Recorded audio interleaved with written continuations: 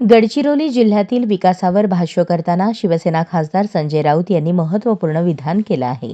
गडचिरोलीत विकासाची गंगा वाहणार असेल तर तेथील समस्यांकडे गांभीर्याने पाहणे आवश्यक आहे, असे ते म्हणाले. राऊत यांनी जिल्ह्याच्या पायाभूत सुविधा, रोजगार निर्मिती आणि मूलभूत सुविधा पुरवण्यासाठी सरकारने विशेष लक्ष देण्याची गरज असल्याचे सांगितले. त्यांच्यामध्ये स्थानिक जनतेच्या गरजांकडे दुर्लक्ष केल्याच्या विकासाचा लाभ सर्वांपर्यंत पोहोचणार नाही. गडचिरोलीसारख्या दुर्गम भागाच्या प्रगतीसाठी सरकारने ठोस पावले उचलण्याचे आवाहन ते करत आहेत. त्यांच्या वक्तव्यामुळे गडचिरोलीतील विकासाच्या दिशेने चर्चा सुरू झाली आहे. गडचिरोलीसारख्या जिल्ह्यामध्ये विकासाची गंगा वाहणार असेल तर त्याचं कौतुक जर कोणी करणार नसेल तर ते चुकीचं ठरेल. याआधीच आम्ही पालकमंत्री पाहिले ना, म्हणून आम्हाला हे काम अधिक महत्त्वाचं वाटतं. विकासात त्या जिल्ह्यामध्ये येणारा उद्योगाकडून खंडण्या गोळा करायच्या,